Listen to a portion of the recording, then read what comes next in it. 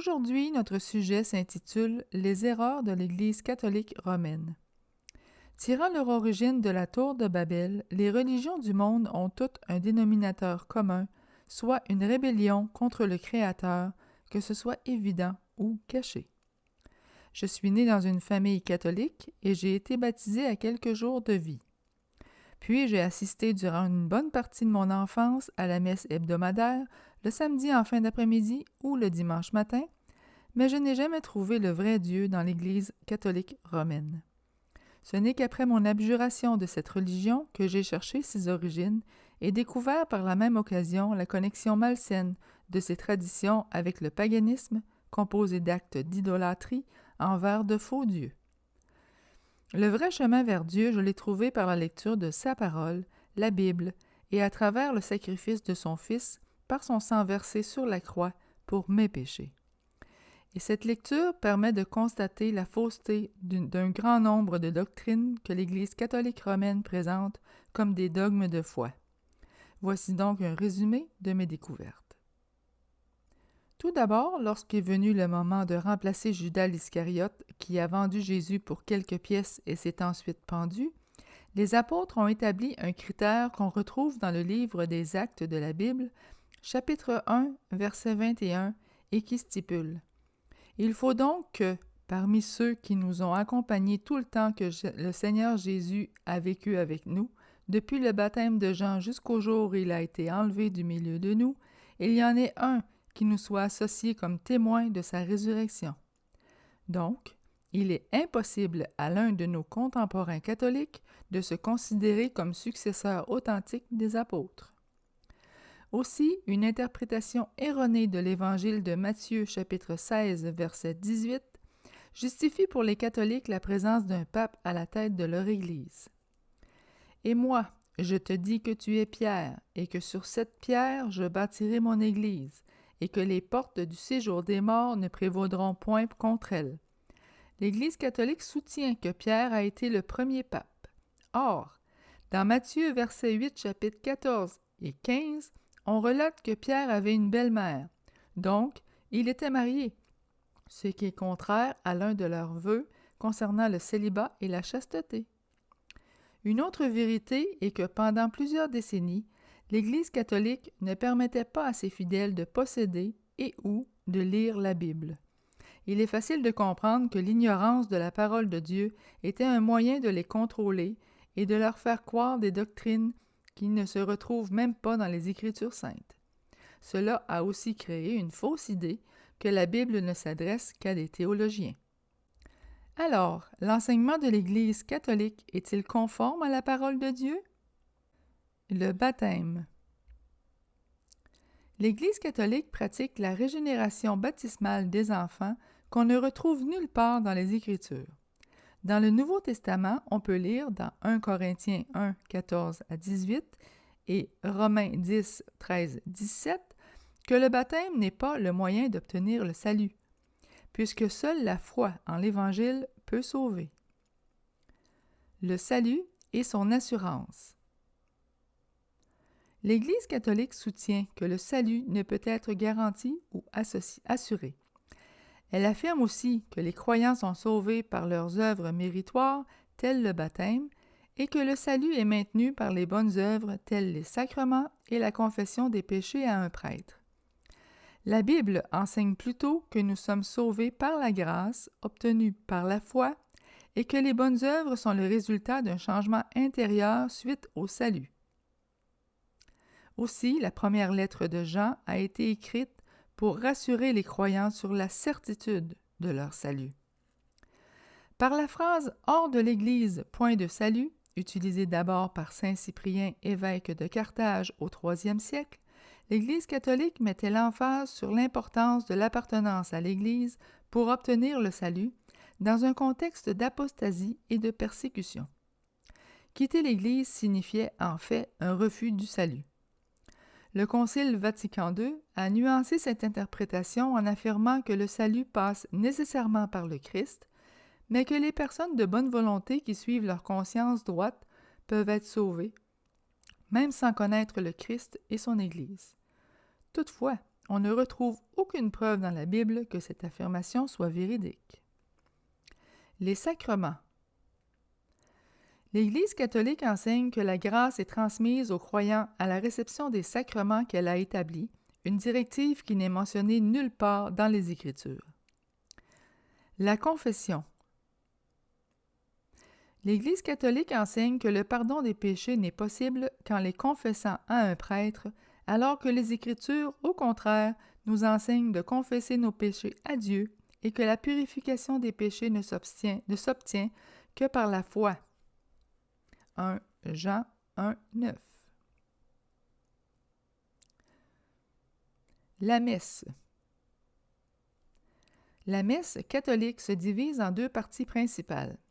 La première est composée de prières, lecture de textes choisis de la Bible, cantiques, prédications, puis la deuxième partie constitue le sacrifice proprement dit et comprend l'offertoire, l'offrande à Dieu du pain et du vin, la consécration et le mystère de la transsubstantiation ou changement de substance.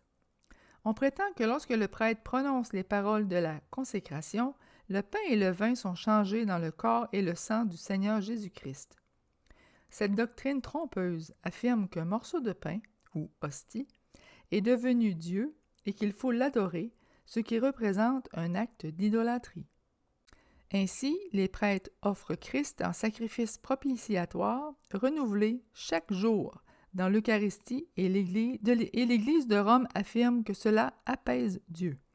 Or, dans la commémoration de la Cène, on annonce et on se souvient de la mort du Seigneur. Sacrifier ainsi à répétition un Christ glorifié constitue un blasphème des Saintes Écritures. Dans l'Épître aux Hébreux, qui réfute complètement le catholicisme, l'Esprit Saint déclare que l'offrande du corps de Jésus-Christ a été faite une fois pour toutes, que Christ a offert un seul sacrifice pour les péchés et que, par une seule offrande, il a rendu parfait à perpétuité ceux qui sont sanctifiés, de sorte que Dieu ne se souviendra plus jamais de leurs péchés ni de leurs iniquités, et que là où il y a rémission de ces choses, il n'y a plus d'offrande pour le péché. D'ailleurs, la messe catholique est non biblique. La prière. L'Église catholique enseigne de ne pas prier uniquement Dieu, mais aussi Marie et les saints. Au contraire, les Écritures enseignent que nos prières doivent être dirigées uniquement vers Dieu. Matthieu 6, 9, Luc 18, 1, 7. Marie. L'Église catholique enseigne, entre autres, que Marie est la Reine des cieux, perpétuellement vierge et co-rédemptrice montée au ciel. Les Écritures la décrivent comme une servante de Dieu obéissante et pleine de foi, qui est devenue la mère de Jésus. L'idée selon laquelle Marie est co-rédemptrice et un autre médiateur entre Dieu et l'homme est non seulement extra-biblique, mais aussi anti-biblique. Acte 4, 12 déclare que Jésus est le seul Rédempteur et qu'il est le seul médiateur entre Dieu et les hommes. Aussi, Marie a conçu d'autres enfants après la naissance de Jésus, puisque celui-ci avait des frères et des sœurs. Le purgatoire. Considérant que Jésus-Christ n'a pas satisfait la justice divine par son sacrifice, qu'il n'a pas purifié tous les péchés, l'Église catholique a inventé, au VIe siècle, une étape de purification appelée le purgatoire, par laquelle les âmes des défunts doivent expier les conséquences des péchés commis durant leur vie terrestre. C'est une période d'épreuve représentée comme un lieu où brûle un feu purificateur qui libère totalement du mal par l'obtention de la sainteté nécessaire pour accéder au paradis. Cette notion est considérée comme une vérité de foi dans le catholicisme, mais ne se retrouve nulle part dans les Écritures saintes. J'ose espérer que vous commencez à comprendre que l'enseignement d'un faux évangile par l'Église catholique romaine a entraîné un nombre alarmant de gens dans des croyances erronées qui leur ferment les portes du paradis, malgré l'achat d'indulgences, les bonnes œuvres ou un baptême hâtif. Le pape François, décédé en 2025, a souvent béni ce que Dieu a damné en mettant au premier plan des traditions religieuses au-dessus de la parole de Dieu. Il est désolant de constater que dans les enseignements de l'Église catholique romaine, les Écritures sont tordues afin de les rendre conformes à leurs traditions païennes. En mai 2013, le pape François a osé affirmer que les athées peuvent aller au ciel s'ils vivent une bonne vie et une honorable vie. Quelques mois plus tard, en juillet, il a déclaré « Si un homosexuel cherche le Seigneur et qu'il fait de bonnes œuvres, qui suis-je pour juger ?» Au lieu de dire que la parole de Dieu a déjà jugé que l'homosexualité est un péché et qu'ils n'entreront pas au ciel. En novembre 2015, il a proclamé que les chrétiens et les musulmans sont frères et sœurs. Or, les musulmans nient la déité de Jésus et qu'il soit allé à la croix, le considérant comme un simple prophète. En juin 2016, le pape François a dit que toutes les religions constituent différents chemins vers le même Dieu, en ajoutant que nous sommes tous des enfants de Dieu. Or, la Bible nous révèle que tous ne sont pas enfants de Dieu. Seule la nouvelle naissance produit cette grâce. Dans l'Évangile de Jean, chapitre 8, verset 44, Jésus s'adresse aux pharisiens. « Vous avez pour père le diable, et vous voulez accomplir les désirs de votre père. Il a été meurtrier dès le commencement, et il ne se tient pas dans la vérité, parce qu'il n'y a pas de vérité en lui. Lorsqu'il profère le mensonge, il parle de son propre fond, car il est menteur et le père du mensonge. Ceci est vrai de tous les incroyants, et seulement par la repentance et la foi, nous pouvons être adoptés dans la famille éternelle de Dieu. » En 2018, le pape François a tweeté « Ceux qui ne se repentent pas ne peuvent être pardonnés et disparaissent, insinuant ainsi qu'il n'y a pas d'enfer et que les non-croyants cessent d'exister à la fin de leur vie. Pourtant, la Bible parle abondamment de l'enfer et de la damnation éternelle pour ceux qui rejettent le salut offert par le sacrifice de Jésus-Christ sur la croix. Puis, en mai 2023, il a mis l'emphase sur le fait de faire le bien comme principe qui réunit l'humanité en disant que le Seigneur nous a tous rachetés par le sang de Jésus, pas juste les catholiques, mais tous, même les athées. Cette déclaration est un blasphème du sacrifice de Jésus qui le rend menteur d'avoir déclaré « Je suis le chemin, la vérité et la vie, et personne ne va au Père sans passer par moi. » Le pape François a été qualifié de pape humble. Or, aucun pape ne peut se dire humble, car ils croient qu'ils sont la tête de l'Église, et nous savons pourtant, Éphésiens 5, que Jésus est la tête de l'Église, pas le pape. Jésus est le seul qui a versé son sang pour en payer le prix. De plus, le pape se fait appeler le Saint-Père, alors que Jésus a prié le seul et unique Saint-Père. Aussi, le terme vicaire du Christ désigne le Saint-Esprit, pas le pape.